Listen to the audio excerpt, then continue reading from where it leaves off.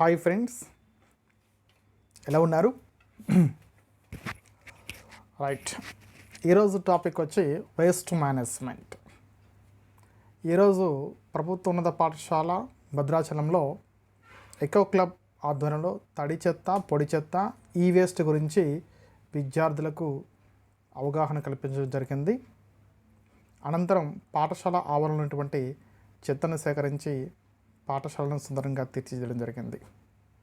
ఈ సందర్భంగా అసలు తడి చెత్త అంటే ఏంటి, పొడి చెత్త అంటే ఏంటి, ఈ డ్రై వేస్ట్, వెట్ వేస్ట్ అంటే చాలామందికి చాలా సందేహాలు ఉన్నాయి. దానికి సంబంధించి కొంచెం క్లారిఫికేషన్ ఇచ్చేటువంటి ప్రయత్నం చేస్తా. మనం ఉత్పత్తి చేసే వంటగది వ్యర్థాలన్నీ తడి చెత్త. వంటగది వ్యర్థాలు అంటే ఏంటంటే ఇందులో కూరగాయ తొక్కలు, ఉపయోగించినటువంటి టీ పౌడర్, పండ్లు, మిగిలిపోయినటువంటి వస్తువులు మొదలైనవి ఉంటాయి. ఇవి ప్రాథమికంగా జీవ అధోకరణం చెందగల సేంద్రియ వ్యర్థాలు. వీటిని కూడా మనం కంపోస్ట్గా తయారు చేయొచ్చు, అంటే మొక్కలకు సేంద్రియ ఎరువుగా మనం వాడవచ్చు అన్నమాట. అలాగే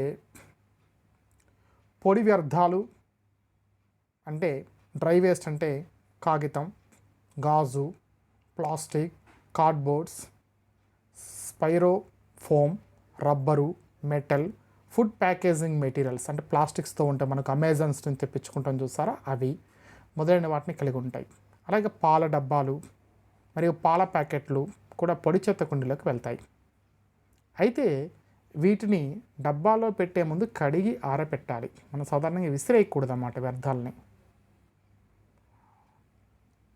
వాస్తవంగా పొడిగా ఉన్నాయని నిర్ధారించుకోవాలి వేసే ముందు. ఈ బిన్లో మట్టితో కూడినటువంటి ప్యాకేజింగ్ వ్యర్థాలు కూడా పెద్ద సంఖ్య. పాలు మరియు ఆహార అవశేషాలను శుభ్రం చేయడానికి కొన్ని సెకండ్లు మాత్రమే పడుతుంది. మీరు శుభ్రం చేయనటువంటి పిజ్జా కార్డ్బోర్డ్స్ బాక్సెస్ ఉంటాయి, వాటిని మనం కడగడం కుదరదు, పిజ్జాస్ తెప్పించుకుంటాం.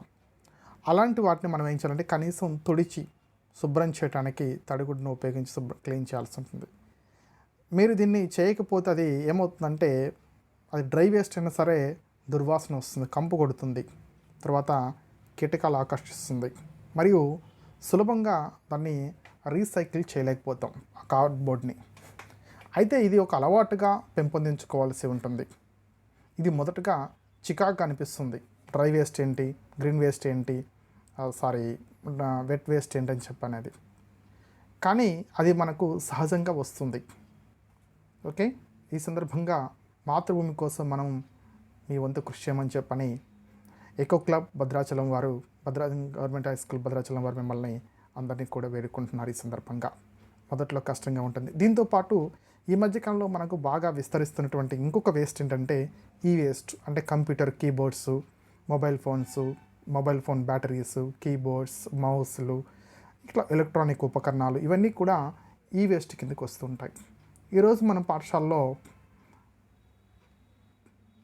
ఏం చేస్తారంటే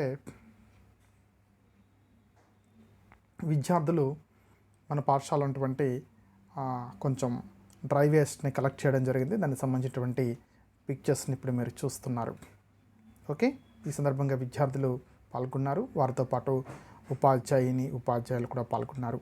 వారందరికీ కూడా జేహెచ్ఎస్ భద్రాచలం ప్రత్యేకమైనటువంటి ధన్యవాదాలు తెలియజేస్తున్నాను. ఓకే, ఇది ఈరోజు కంటెంట్. మరొక వీడియోలో మళ్ళీ కలుసుకుందాం. అంతవరకు సెలవు. రైట్.